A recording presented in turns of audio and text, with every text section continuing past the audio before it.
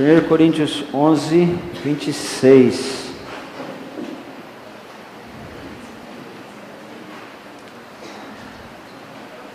Abra sua Bíblia. Abra seu iPad.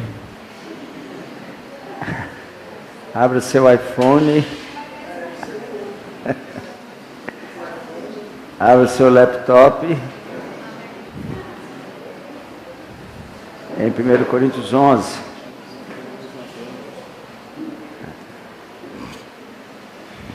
(26) Porque todas as vezes que comerdes este pão e beberdes o cálice, anunciais a morte do Senhor até que Ele venha. Então, irmãos, a ceia é morte.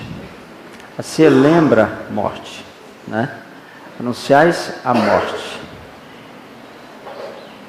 Ceia, do começo ao fim, é morte, né? E nos lembra que o seu corpo foi moído, né? Como a uva no lagar, né?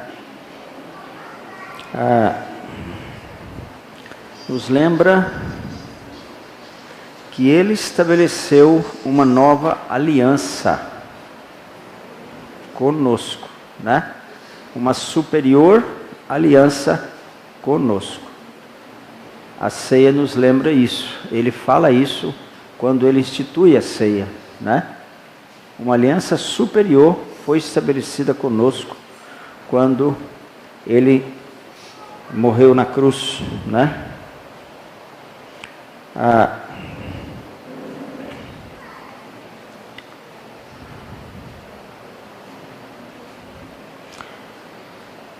Nos lembra que Ele perdeu todo o seu sangue.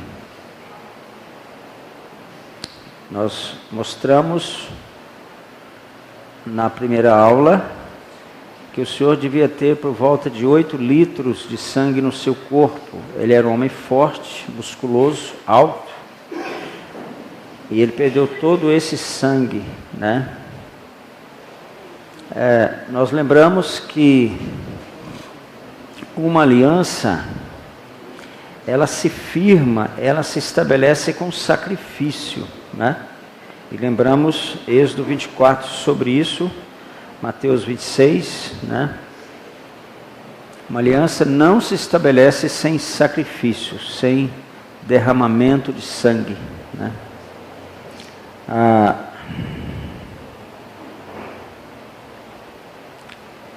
A ceia, quando nós tomamos a ceia, nós estamos visionando a maior ceia de todos os tempos, que vai ser realizada quando Ele volta, no final da tribulação, com toda a igreja, com todos os anjos, com todos os salvos de todos os tempos. E Ele começa o milênio com uma ceia, né? Ele lembra e Ele fala: olha, essa é a última vez. Agora só naquele dia lá que eu vou poder tomar a ceia com vocês novamente, né? Mas a ceia nos lembra também juízo. 1 Coríntios 11 fala para não tomarmos a ceia de maneira indigna, sem discernir o corpo, né? E a ceia lembra juízo. Ele fala: muitos estão agora doentes, fracos, muitos que dormem, porque tomaram a ceia de forma indigna, né? Mostramos isso na aula passada, né? E mostramos que tomar a ceia de maneira imprópria, sem estar preparado, facilita a ação de demônios na nossa vida, né? Mostramos isso, né? Mostramos que a ceia é em memória. O pão é pão. O vinho, o suco que nós tomamos continua a mesma coisa, é em memória, né? A ceia, ela é uma mensagem da segunda vinda, até que Ele venha, né? Então, quando tomamos a ceia, estamos profetizando, crendo que Ele vai voltar, né? Até que Ele venha, está escrito, né?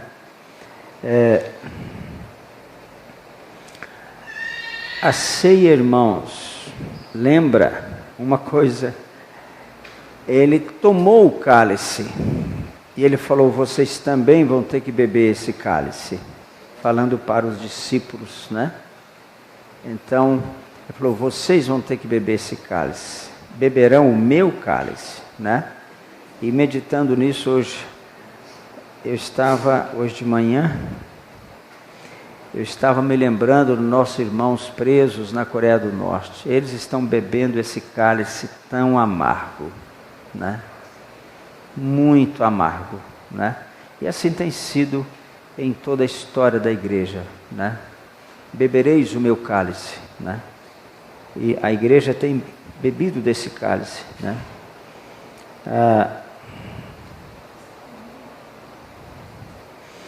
O auge da ceia, irmãos,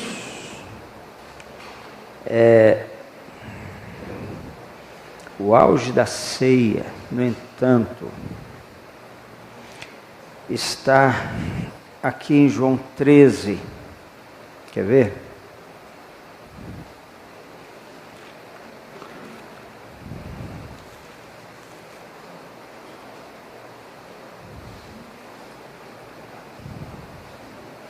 Treze, 34. Novo mandamento vos dou, que vos ameis uns aos outros, assim como eu vos amei, que também vos ameis uns aos outros. Nisto conhecerão todos que sois meus discípulos, se tiverdes amor uns aos outros. Eu penso, irmãos, que esse momento, ele proclamou esse mandamento, isso aqui é um mandamento, que vos ameis uns aos outros, né?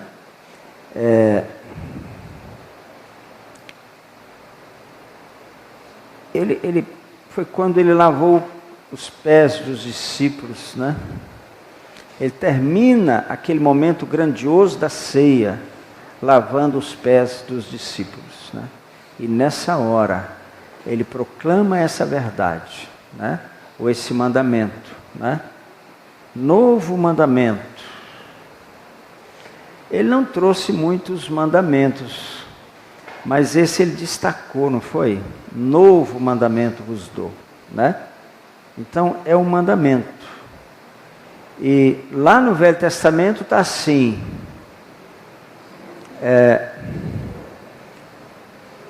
como a mim mesmo, né? Eu devo amar meu irmão como a mim mesmo, né? Mas agora mudou, é como eu vos amei, né? Então o padrão aí subiu um bocado, né? Como eu vos amei. Então que eu possa amar meu irmão, e amar significa tudo aquilo, né? O amor tudo sofre, tudo crê, tudo espera, tudo suporta. O amor jamais acaba, né? E então eu tenho tanto de Jesus quanto eu posso amar o meu irmão, sabe? Eu digo cada um de nós, né? Cada um de nós tem tanto de Jesus, o quanto eu posso amar o meu irmão de acordo com o padrão do amor de Deus descrito em 1 Coríntios 13, né? Eu anotei aqui um versículo, deixa eu ver o que eu estou querendo falar com isso, espera aí.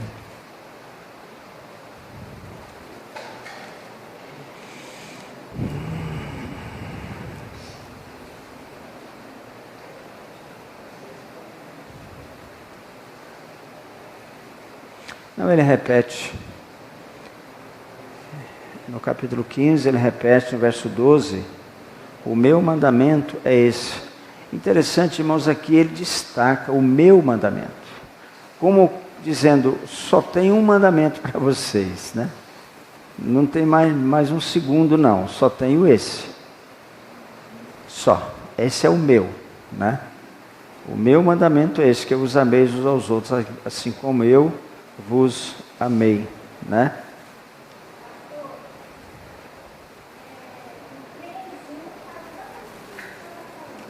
Treze, 1, né? Amou-os até o fim, né? Então, o padrão do amor é esse aí, ó. 13, 1, amou-os até o fim, né? Aqui no... Interessante que Jesus, ele, toda vez que ele manda amar, que ele estabelece esse mandamento, ele destaca que é um mandamento, não somente no capítulo 13, mas também no 15, né? O meu mandamento, no 17, 15, 17, isto vos mando, né? Isso vos mando, que vos ameis uns aos outros, né? Então,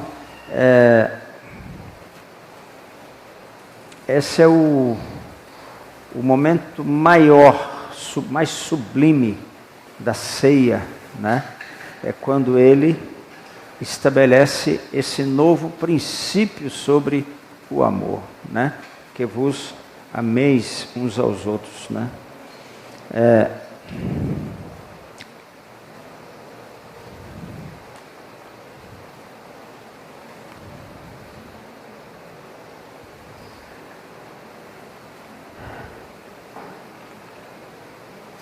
Nossa, eu quero agora, irmãos, traçar uma visão para nós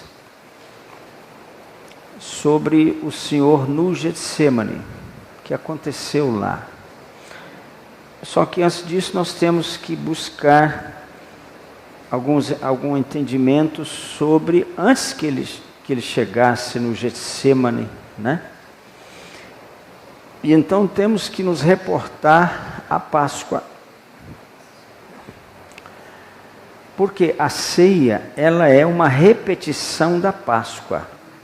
Ou, em outras palavras, a Páscoa é uma figura que o Senhor estabelece no Velho Testamento da ceia que viria um dia, né? A Páscoa é uma figura, é um tipo da ceia, né? Então temos que dar uma olhada, nem que um pouco mais rápida, em relação à Páscoa, né? Ela está escrita em Êxodo capítulo 12. A instituição da Páscoa está aqui, em Êxodo capítulo 12. Disse o Senhor a Moisés e a Arão na terra do Egito: esse mês será o principal dos meses, será o primeiro mês do ano.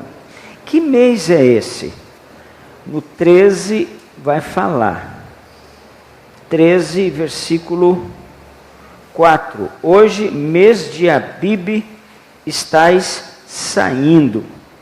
Então, esse é o primeiro mês, o mês de Abibe.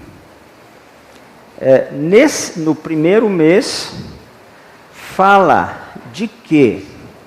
Né? Fala da saída do Egito. Então, a Páscoa me lembra a saída do Egito. E essa é a visão profética da ceia. Eu agora não estou mais no Egito, eu saí do Egito, saí do mundo, né? E aqui no versículo 3, 12, 3, Êxodo: falai a toda a congregação de Israel, dizendo: aos 10 desse mês, cada um tomará para si um cordeiro, segundo a casa dos pais, um cordeiro para cada família, né? No 5 fala que o cordeiro será sem defeito, né? Então, que dia? No dia 10 do mês de Abibe. Quando o nosso Senhor se apresentou para morrer, foi no dia 10 do mês de Abibe. Porque nesse dia, os judeus fiéis eles vinham de todas as terras a Israel, porque a Páscoa era uma vez por ano, e ela ocorria entre março e abril, no nosso calendário. Então, os judeus fiéis vinham e traziam um cordeiro.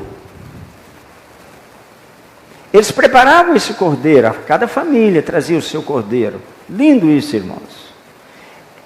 Esse cordeiro não podia ter defeito. Ele era preparado com muito carinho por cada família. Então, talvez, ele vem de 1000 quilômetros, não importa. Ele traz o seu cordeiro para sacrificar no dia da Páscoa, né? E veja, então, o que acontece em relação ao nosso Senhor. Deixa eu marcar aqui. Volta para Lucas capítulo 19. Lucas 19. Veja aqui. No versículo 28, né? Fala assim, ó. Dito isso, prosseguia Jesus subindo para Jerusalém. Aconteceu que, ao aproximar-se de Betfagé e de Betânia, junto ao Monte das Oliveiras, enviou 2 de seus discípulos, dizendo-lhes: ide à aldeia fronteira, e ali achareis preso um jumentinho, que jamais homem algum montou, soltai-o e trazei-o. Esse jumento, irmãos, o rei deveria entrar na cidade montado em um jumento.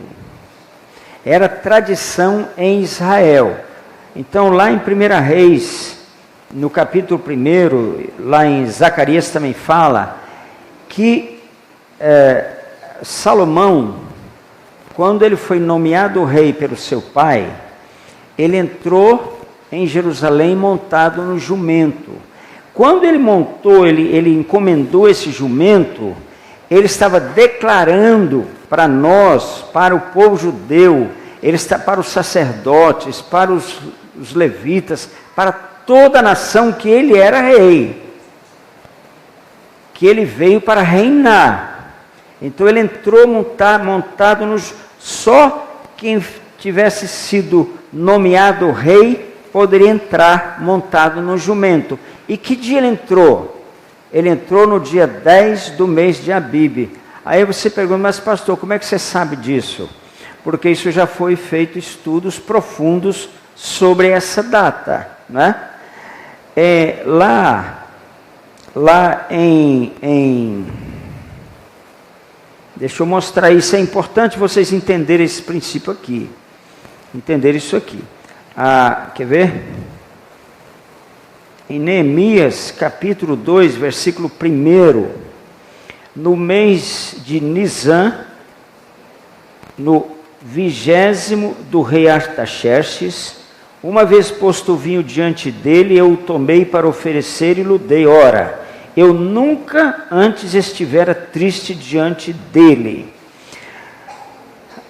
Aqui, irmãos, nós temos no ano 20º do rei Artaxerxes. Então, isso já foi feito estudos sobre esse ano aqui.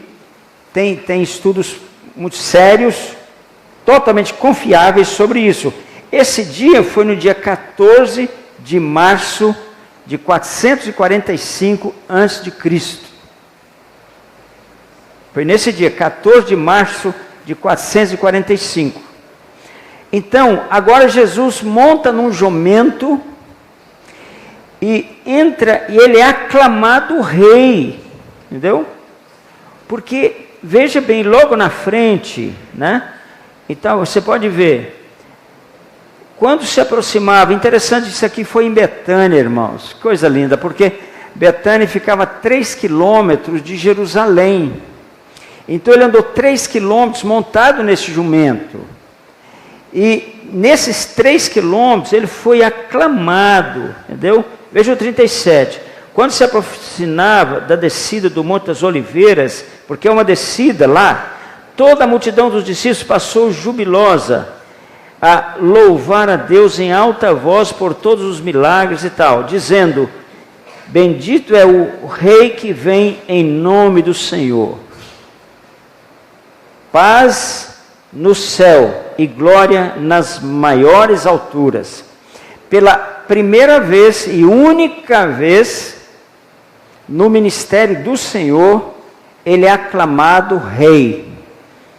Ele entra montado no jumento, em seguida, toda a multidão, com palmas, festeja o Rei que entra no dia 10 do mês de Abibe. Que dia ele entrou? Porque lá no final, irmãos, dessa história, você pode notar no 41, entendeu? Que ele chora. Ele chorou. Mas no momento em que a única vez que ele foi aclamado rei, ele tem que chorar. Ele devia estar feliz, mas ele chorou. Está aqui. E por que ele chorou? Ele explica aqui, né? Veja, no 44, e te arrasarão, falando de Jerusalém, e aos teus filhos dentro de ti, não deixarão em ti pedra sobre pedra, porque não reconheceste a oportunidade da tua visitação. Eles não entenderam. Os líderes espirituais daquela época não entenderam que o rei Jesus, o único rei de Israel, o verdadeiro rei de Israel, estava entrando montado naquele jumento. Ele foi aclamado pelo povo, mas foi rejeitado pela liderança. Entendeu? Por isso ele chorou. Porque não reconheceste. E se nós agora, irmãos, estudarmos a profecia de Daniel, 9, 24 a 27, lá fala de 62 semanas, 69 semanas, mais 7 semanas. Então, 62 semanas mais 7 semanas, 69 semanas.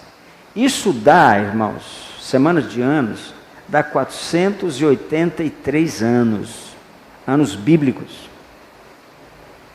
Sabe que dia completa 483 anos? Aqui, nesse dia. Nesse dia completou 483 anos. Que ele, no dia que o Cordeiro deveria se apresentar para morrer. Então, os judeus vinham de todos os países, de todo Israel, de muito longe, eles vinham trazendo o Cordeiro nesse dia. Eles entravam na cidade nesse dia. Era o dia em que o Cordeiro se apresentava. Então, ele se apresentou para morrer. Mas os líderes não entenderam isso. Por isso ele chorou. Porque não entenderam. Veja a importância da escatologia, irmãos. A importância de estudarmos isso. E estarmos nesse entendimento em relação à segunda vinda de Jesus, né? Porque na primeira vinda ele foi rejeitado, né? E agora, como vai ser, né? Então, é importantíssimo nós entendermos a escatologia bíblica. Porque sem isso, irmãos, por isso Paulo fala, não desprezeis profecias.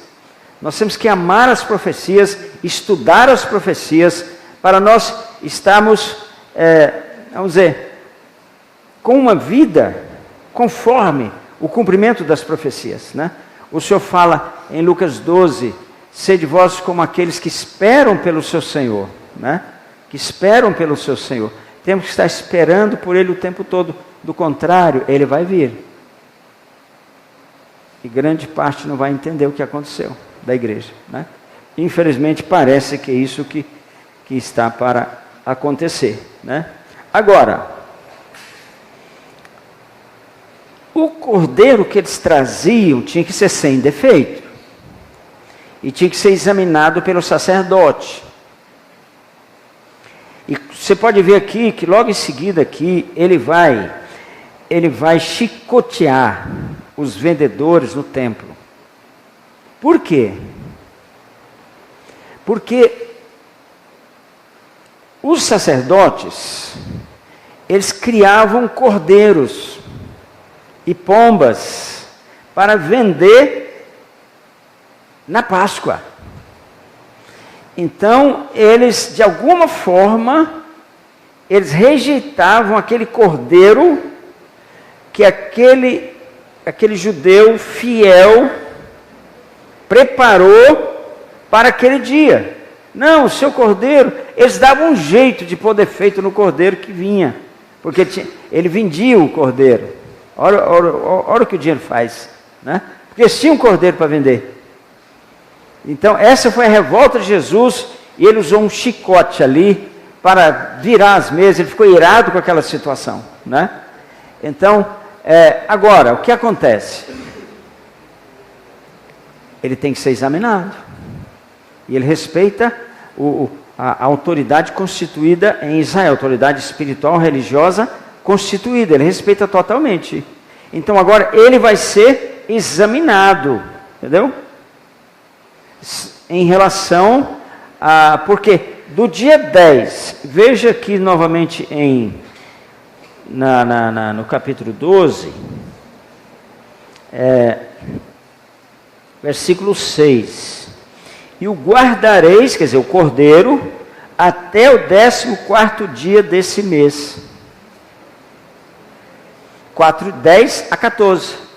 Então, nesses 4 dias, ele foi testado duramente pelos judeus. E está descrito aqui em Lucas capítulo 20. Então, ele foi testado de maneira exaustiva. Os judeus, você sabe, né? Eles marcavam cerrado em cima do Senhor, né? Mas dessa vez, por quê? O cordeiro estava sendo testado. Se tinha defeito ou não. Porque cordeiro com defeito não podia ser sacrificado.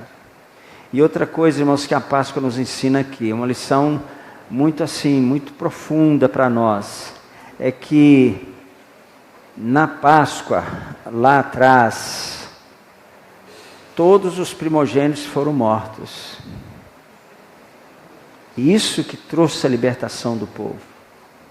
Depois da morte dos primogênitos. Agora o Pai está permitindo a morte do seu primogênito. Entendeu? Aqui agora. Né? Então, o primogênito do Pai agora vai morrer também. Né? Então, a Páscoa fala da morte do primogênito. Né? Então, o primogênito é o herdeiro, né? O herdeiro é aquele que vai herdar, é aquele que herda a porção dobrada, né?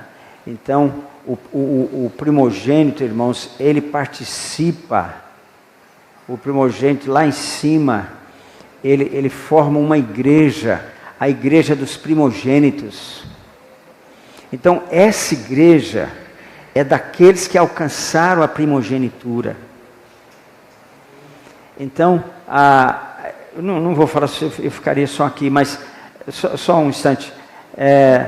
Quando Eliseu, na véspera do arrebatamento de Elias,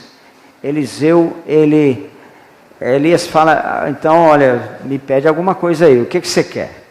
Ele fala, eu quero porção dobrada. Entendeu? Sabe o que ele está querendo dizer ali? Eu quero ser primogênito, eu quero alcançar a primogenitura. O primogênito tinha porção dobrada. Entendeu? Então agora o primogênito de Deus morre. Né? Aqui em Romanos capítulo 8, olha que Paulo fala, ele é declarado primogênito. Né? 29. Porquanto aos que de antemão, 8:29, Romanos conheceu também os predestinou para serem conformes à imagem de seu filho, a fim de que ele seja o primogênito entre muitos irmãos, né? Então, a primogenitura fala de um lugar. Por que Jacó lutou tanto pela primogenitura? Ele não era o primogênito. mas ele alcançou a primogenitura. O primogênito era o irmão dele, Esaú. Mas Jacó tinha um entendimento espiritual que Esaú não tinha, né? José não era o primogênito, mas ele alcançou a primogenitura pelo comportamento dele, pelo caráter dele, porque o primogênito era Rúben, mas Rúben, ele se contaminou subindo na cama, ele tendo relacionamento com uma concubina do pai dele. Então ele perdeu a primogenitura e José alcançou, né? Então, esse é um lugar que eu preciso alcançar. Hã?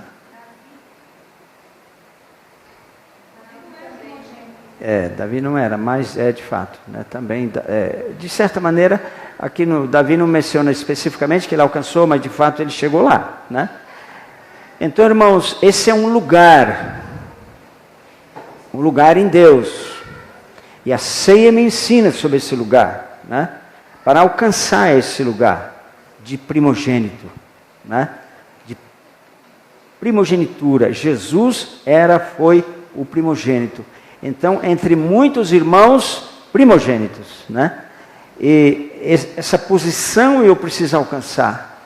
Quando eu alcanço a primogenitura, eu alcanço a mudança do meu nome. Isso é espiritual, é algo muito grande. Nós temos que entender esses princípios da ceia, que vai transformar o nosso pensamento, o nosso comportamento, nosso relacionamento com Deus, né? E você vê que aqui em Lucas 20 agora, a partir do versículo 1, a autoridade dele é contestada, entendeu?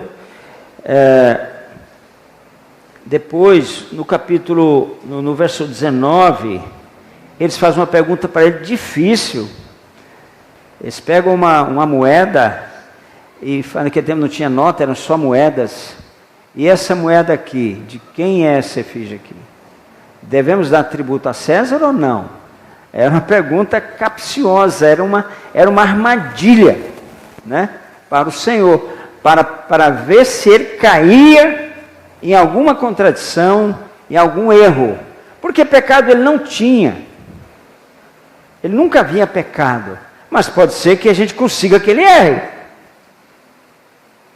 Se ele cometesse um erro aqui agora, nessa prova que ele passou, né? Ele não serviria por causa da justiça do Pai. Ele não poderia ser aquele que morreria por nós, porque ele falhou. Não basta que ele não tivesse pecado. Ele não pecou, mas ele também não falhou, né? Aqui você pode ver, a partir do verso 27, tem aquela questão dos saduceus e a ressurreição, né? Aquela mulher que teve todos os irmãos possuíram ela, né? Lá na eternidade, como vai ser, né? Aí Jesus fala, aqui no versículo 29, respondendo, né? Acho que é o 29, deixa eu ver.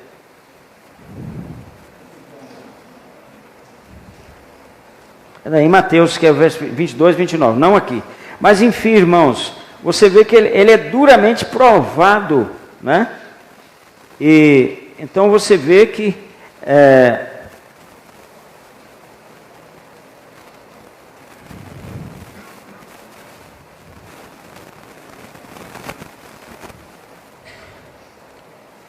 ele chega a ser provado até pelos próprios discípulos, né?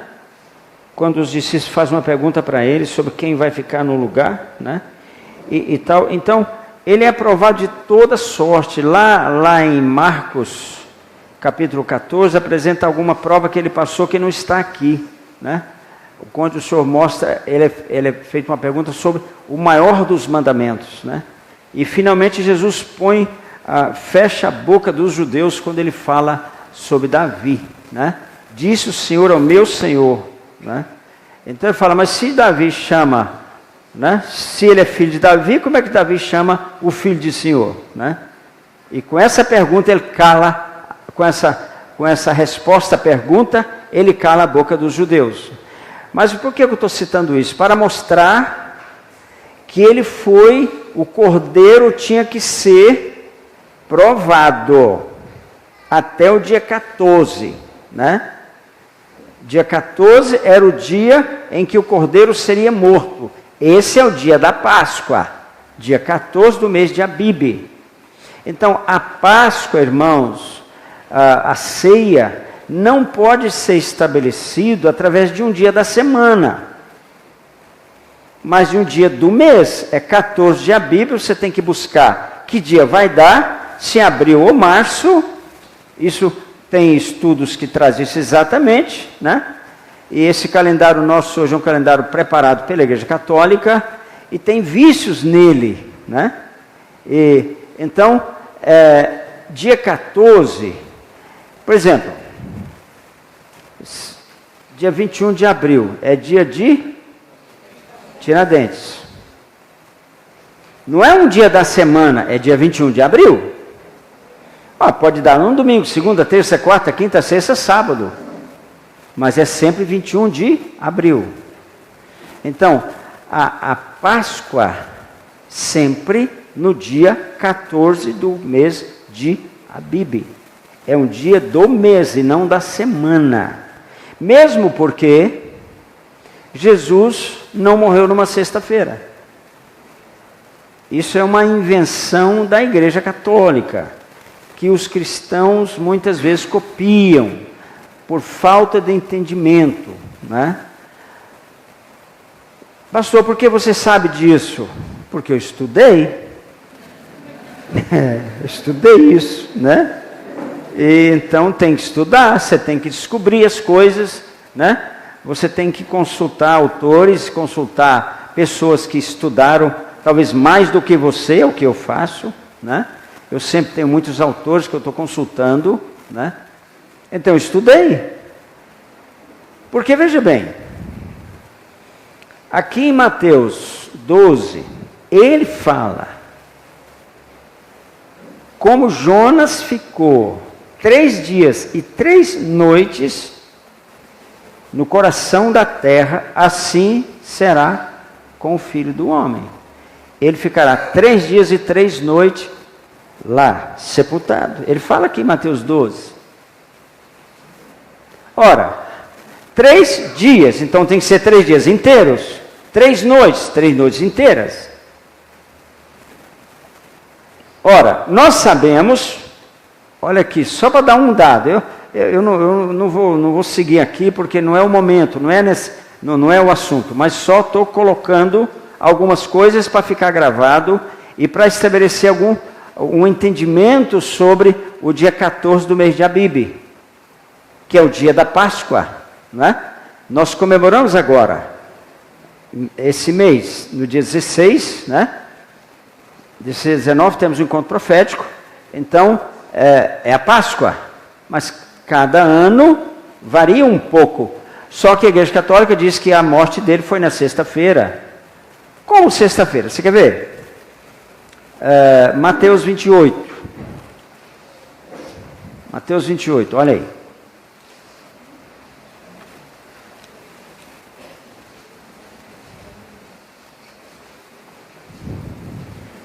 Verso 1. No findar do sábado, ao entrar o primeiro dia da semana, Maria Madalena e outra Maria foram ver o sepulcro. Eis que houve um grande terremoto, porque um anjo do Senhor desceu do céu, chegou-se, removeu a pedra e assentou-se sobre ela. Seu aspecto tal. Então, veja bem aqui.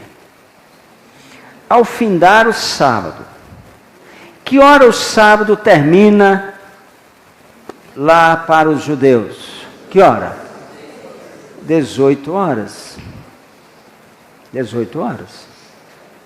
Elas foram levar ungüentos para ungir o Senhor.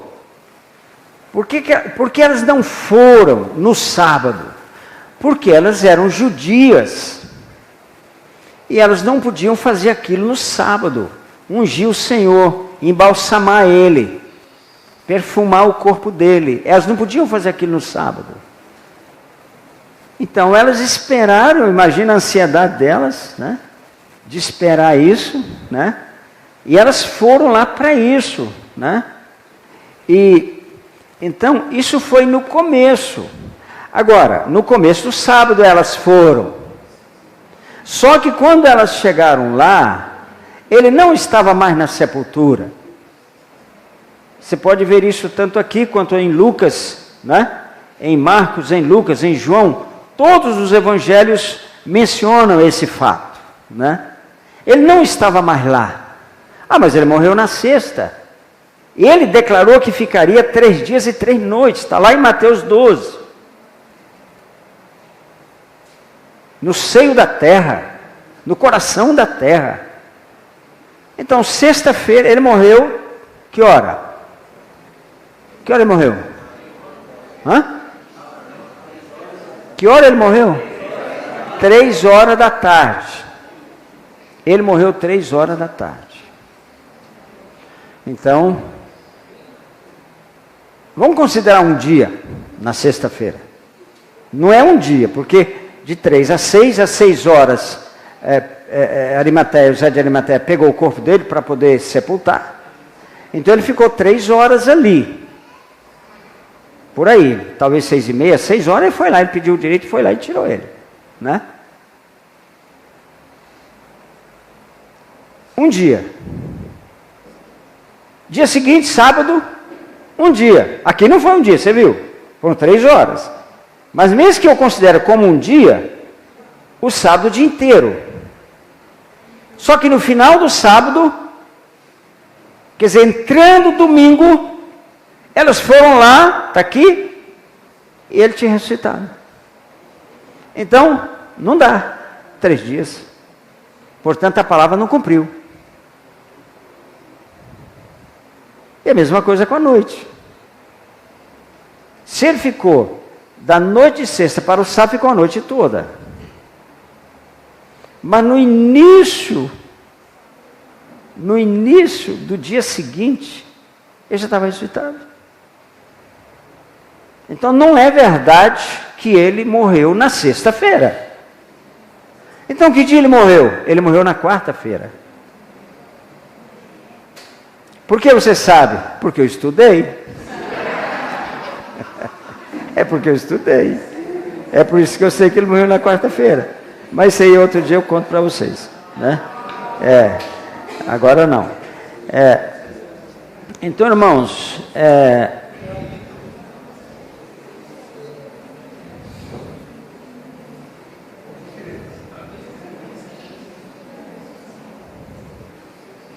ok. Só uma introdução em relação a essa véspera da sua prisão, né? Aí chega no final do dia 14,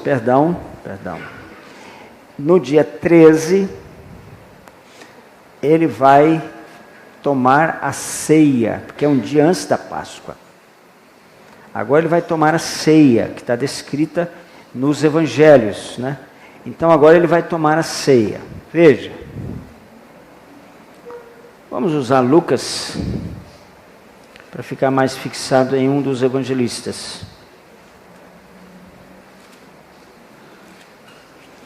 Lucas.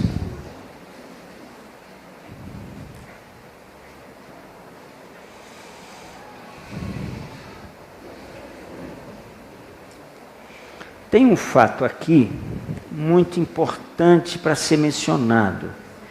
Eu vou abrir para Marcos capítulo 14, porque agora ele vai ser preso. O que acontece antes da sua prisão? Marcos 14.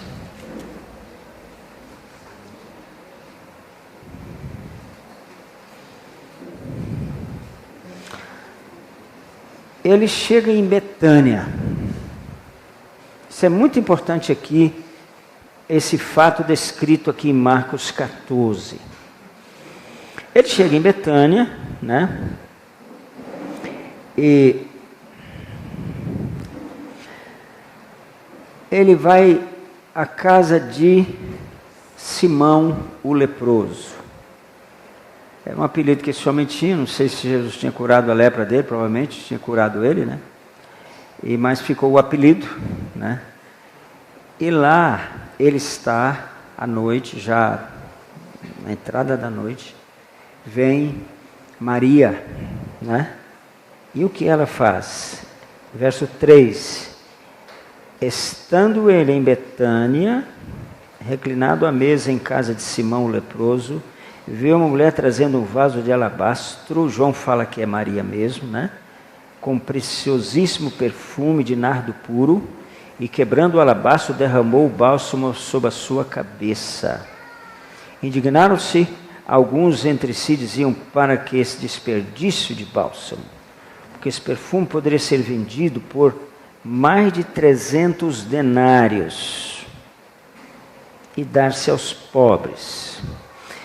Irmãos, a família de Maria, Lázaro e de Marta, Lázaro e Maria, eles eram órfãos.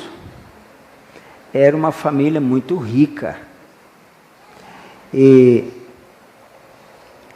eu estive lá no túmulo onde o Senhor esteve. Esse túmulo foi, onde Lázaro foi sepultado, quando ele morreu. Esse túmulo era cavado na rocha. Só os ricos, os muito ricos, tinham o túmulo cavado na rocha. Foi o caso de Lázaro quando ele morreu.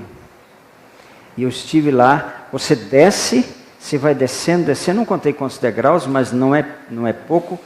Dá assim, tem quem sabe uns 30, 40 degraus ou mais, eu não contei, mas é longe, até onde Lázaro estava. Então, era uma família rica. Eu estive também na casa de Maria e Marta, de Marta, Maria e Lázaro. Uma casa grande, uma casa assim de pessoa rica mesmo, né? Ele ficava lá sempre, né? Ele hospedava lá e tudo.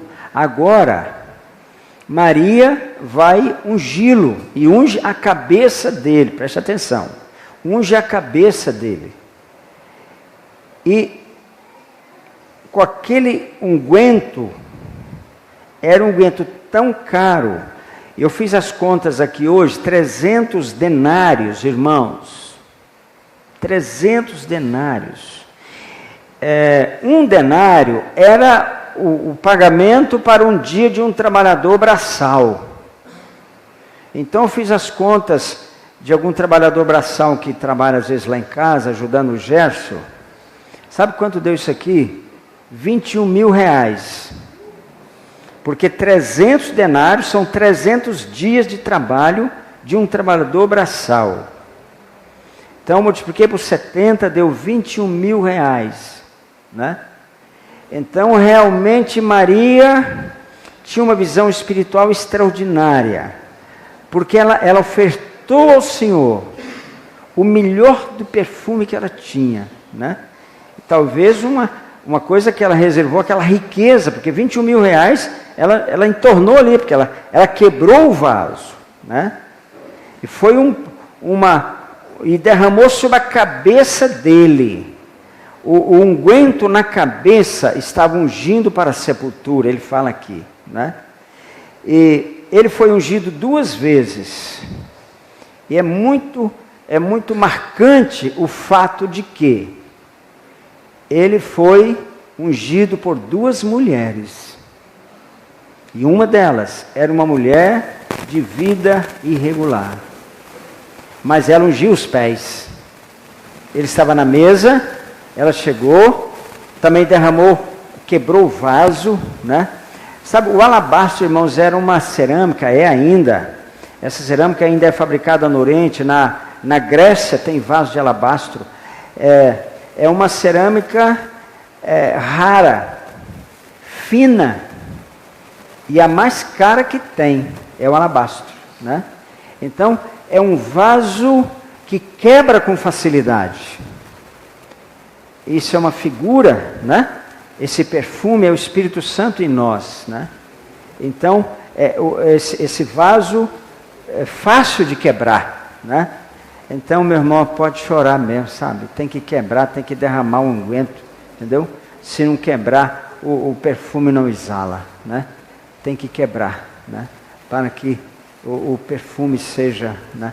Então, quando aquela mulher lá em Lucas 7, e é só Lucas que menciona esse fato, ungiu os seus pés, enxugava com os cabelos, chorando, arrependida dos seus pecados, né? E Jesus dá uma lição assim sabe, de grandeza. Ele é grande demais, irmão, ele tem que amar ele, sabe?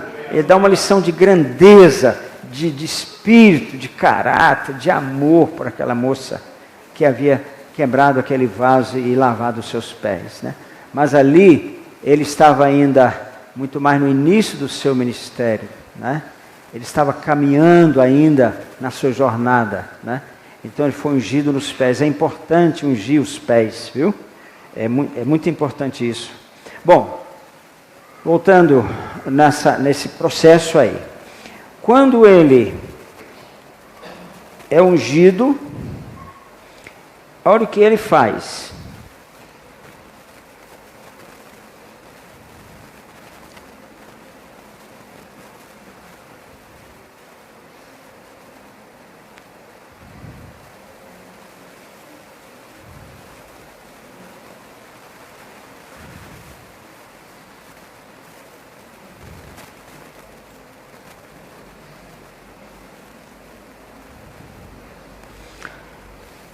Lucas 12, verso 10.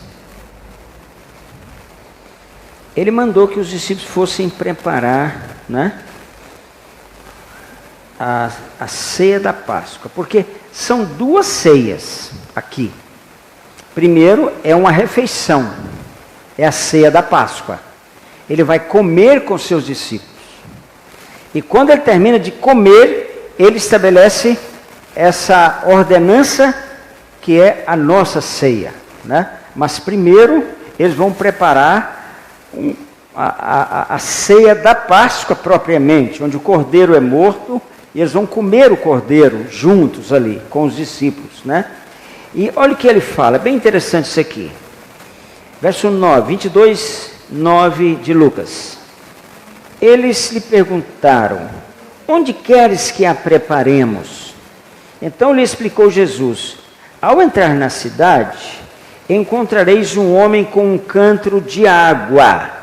Seguiu até a casa em que ele entrar. Isso tem um significado muito importante, esse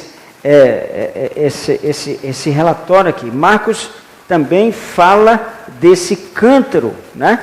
Porque na verdade, irmãos, aqui, ó, na descrição de Marcos 14, 12, fala assim: no primeiro dia dos pães asmos, quando se fazia o sacrifício do cordeiro pascal, Marcos dá detalhe que Lucas não dá. Disseram-lhe seus discípulos: onde queres que vamos fazer os preparativos para comeres a Páscoa? Então é uma refeição. Aqui é o cordeiro da Páscoa, né? Ainda não é o dia 14. Então enviou 2 dos seus discípulos, dizendo-lhes: ide à cidade e vos sairá ao encontro um homem trazendo um cântaro de água. Seguiu e dizia ao dono da casa onde ele entrar, que é o mestre, e pergunta: onde é o lugar e tal. Então já estava preparado. Eles não sabiam, isso aqui é secreto. Por que é secreto? E Jesus preparou antes. Vai ter um homem, né, um rapaz, lá num certo lugar, com um cântaro de água. Preste atenção.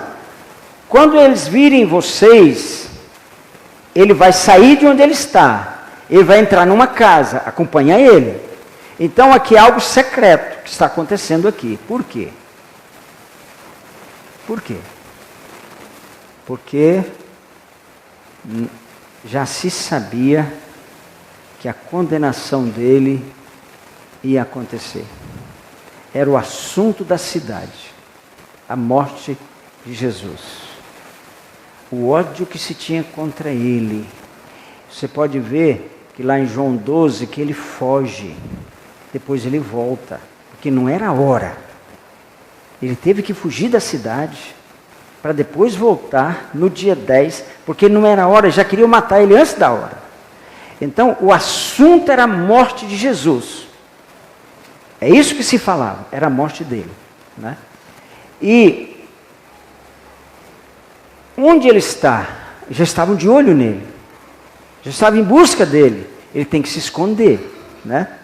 Aí entram, esse rapaz não fala, a Bíblia não dá o nome dele. No entanto, a história da igreja primitiva diz que esse rapaz era João Marcos. Marcos é o nome romano dele. Marcos significa servo. E João é o nome hebraico. Então, João Marcos, ele tinha um nome hebraico e um nome romano, né? Então, ele é chamado geralmente na Bíblia por Marcos, que significa servo. Então, aqui, irmãos, é um homem bem jovem, e ele é descrito na igreja primitiva. Então, a história da igreja primitiva é unânime em descrever esse homem aqui como Marcos. Então, a ceia foi na casa dele. Marcos, aqui não falo o pai, o nome do pai, mas o nome da mãe nós temos lá em Atos, chamava-se Maria. Então, lá um cenáculo, então era uma família também rica, era uma família bastante abastada. O Getsemane pertencia à família de Marcos. O Getsemane, né? Era da família de Marcos. Então Marcos conhecia tudo aquilo ali, a palmo. Ele sabia tudo no Getsemane, né? E só que ele amava demais Jesus, né? Ele amava muito Jesus. E você vê que desde o início ele é usado, ele é escolhido para servir, né?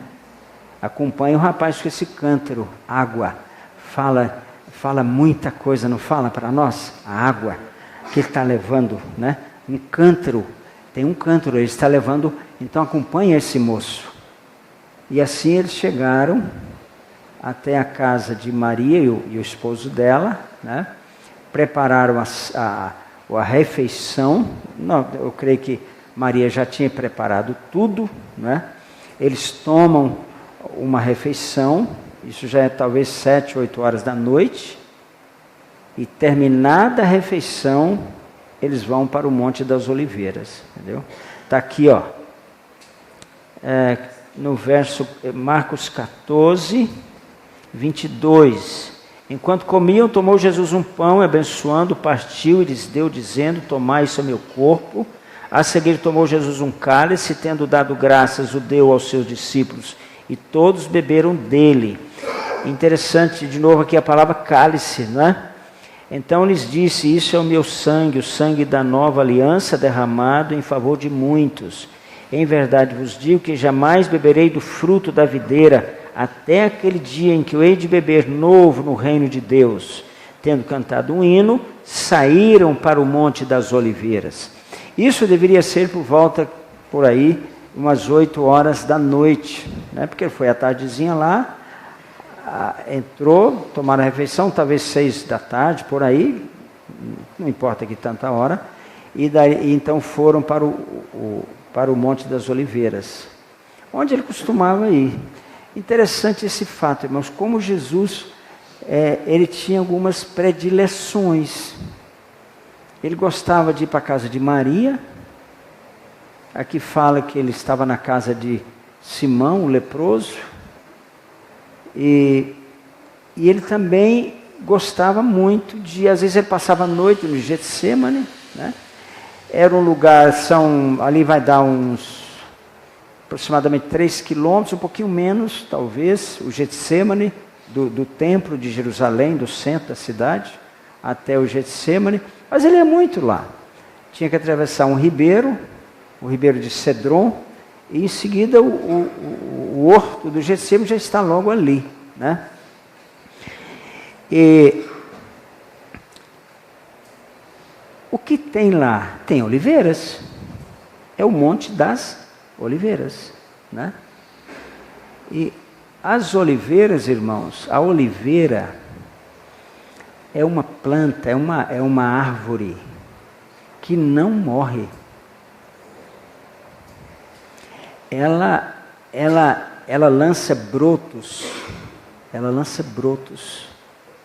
Você pensa que aquelas, se você for lá ver, as mesmas oliveiras onde o Senhor Jesus esteve ali, no Getsêmani, estão lá até hoje. E dando fruto.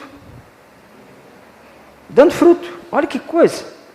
Estão lá dando fruto até hoje. Milhares de anos dando fruto, né? E dizem assim, isso eu li, né? Que onde a raiz da oliveira vai, ela leva cura para qualquer planta que esteja doente, né? Ela vai espalhando a raiz e todas aquelas plantas ali estão sadias, são curadas, né? E eu estava lá uma vez, mas tinha tanta fruta, e lá os jardineiros estavam colhendo as olivas, né? E assim, de árvores muito antigas. Então você vê que ela tem todas aquelas coisas da antiguidade, né? Da idade avançada, né? Você sabe que é uma árvore muito antiga, né?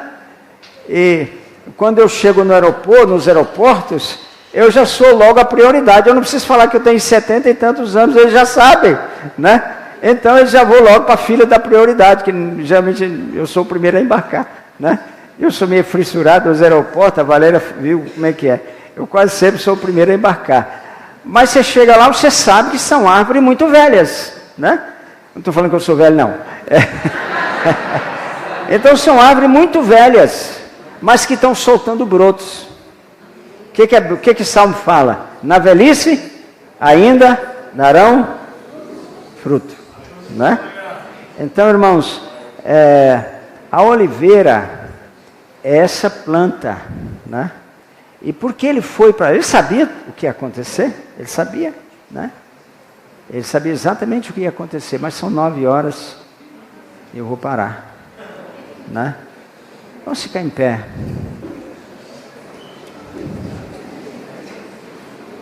Eu quero tocar uma canção aqui para a gente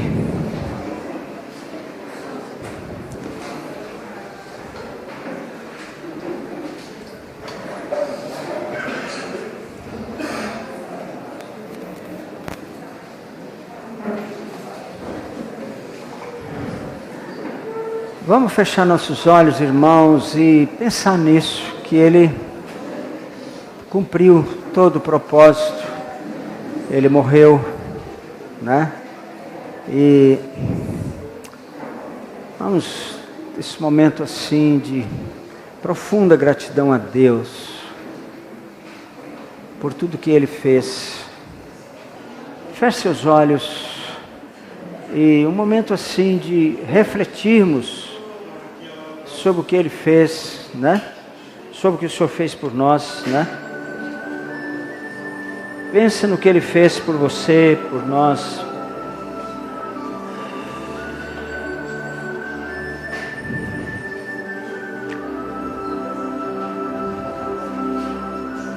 Bendito que vem em nome do Senhor.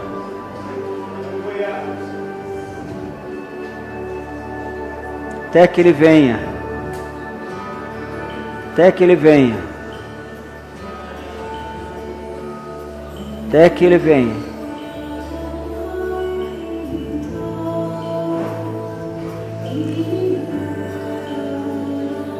Vem, Senhor.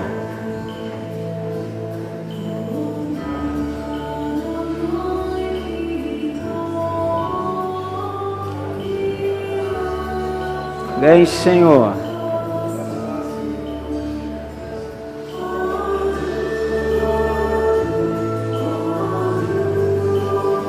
Vamos agradecer ao Senhor, irmãos. Profundo agradecimento. Nunca vamos entender isso. O que o Criador do Universo fez. Nunca vamos entender. Mas podemos agradecer.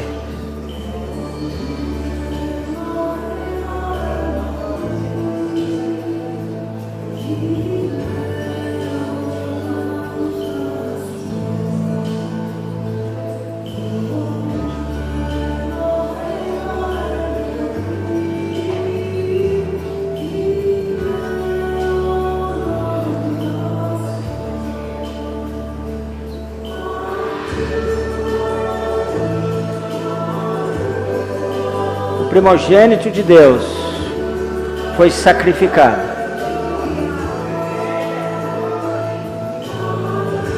O primogênito do Pai foi sacrificado.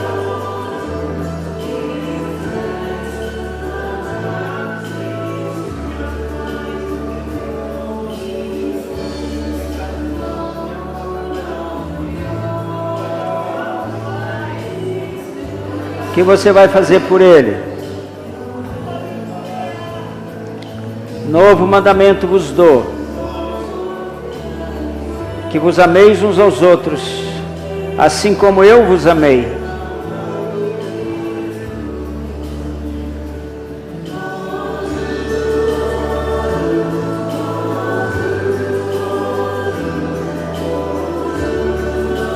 Agradeço o Senhor.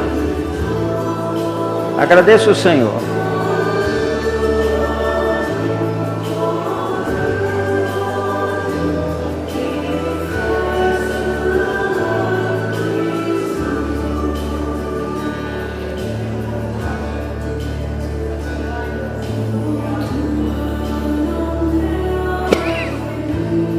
Obrigado, Jesus.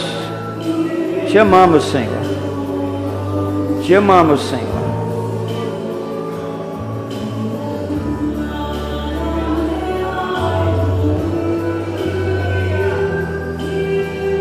Te amamos, Senhor. Te amamos, Jesus.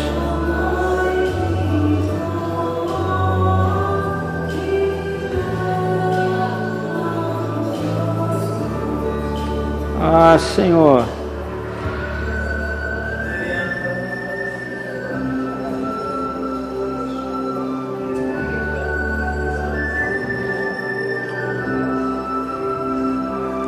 O que você vai fazer com esse amor? Com esse amor estranho? O que você vai fazer com esse amor? Vamos cumprir o que Ele mandou. Novo mandamento vos dou. Novo mandamento vos dou.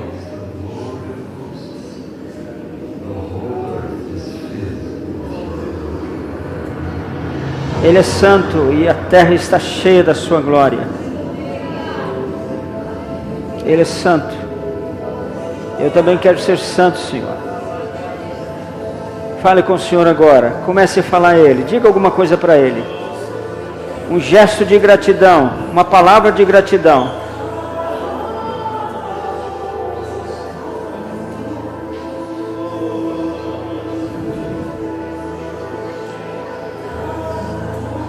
Obrigado, Jesus.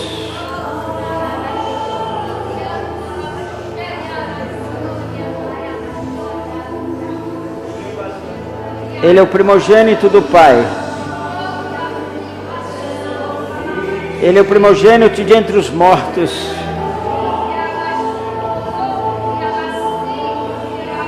Vem, Senhor Jesus.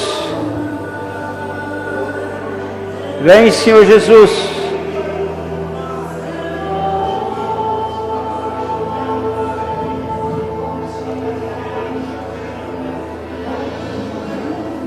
Vem, Senhor Jesus. Vem, Senhor Jesus. Vem de repente, Senhor. Demora não, Senhor.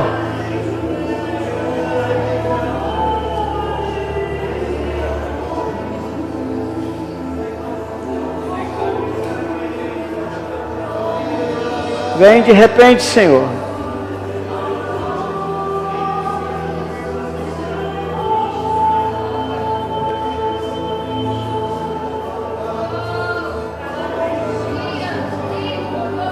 Vem, Senhor.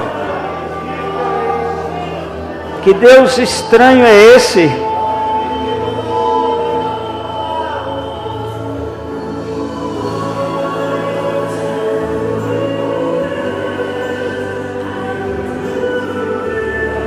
O que era? O que é?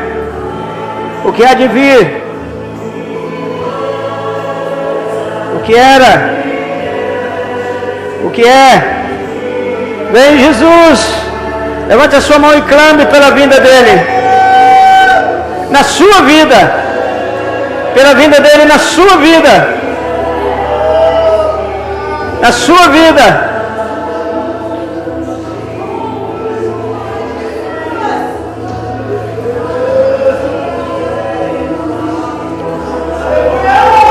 Hashem Adonai, bendito que vem em nome do Senhor. Te esperamos, Senhor. Jesus, te esperamos.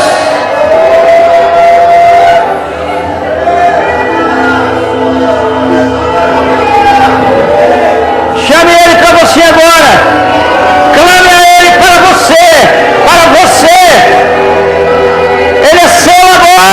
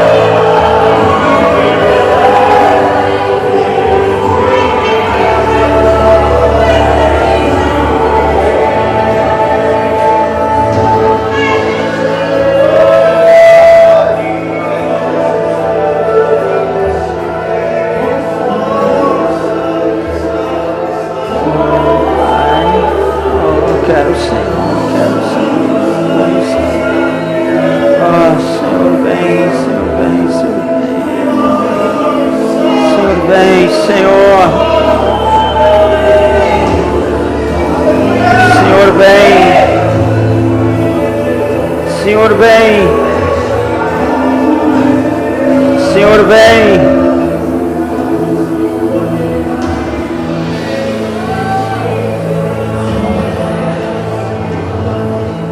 O amor tudo sofre, tudo crê. Ele creu em mim. Ele creu em mim. Vem, Senhor.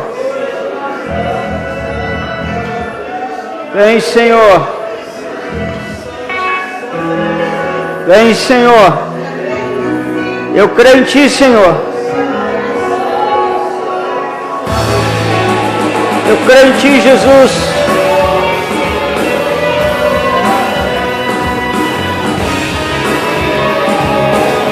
Eu creio, Jesus.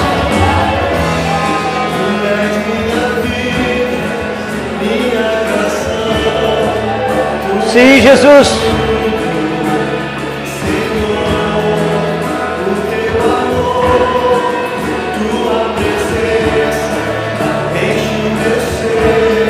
Oh, Jesus. Enche-nos, Senhor.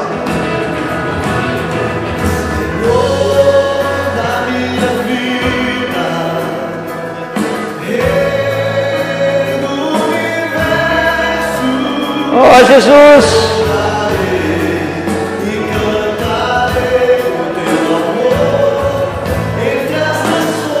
Eu cantarei, Senhor. É a minha vida, Senhor. É meu sonho.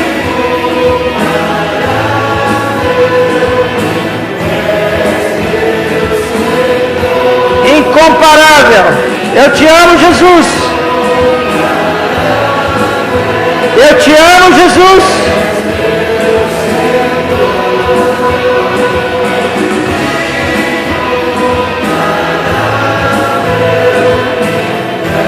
Eu te amo, Jesus. Eu te quero muito, Senhor.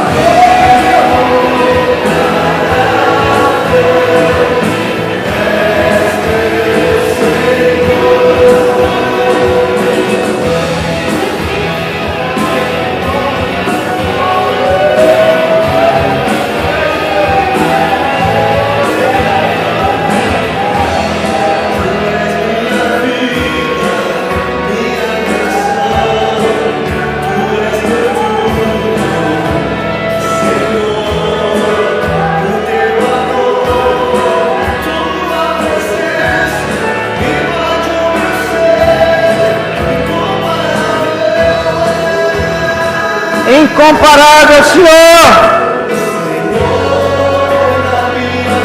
Governa, Senhor, na minha vida.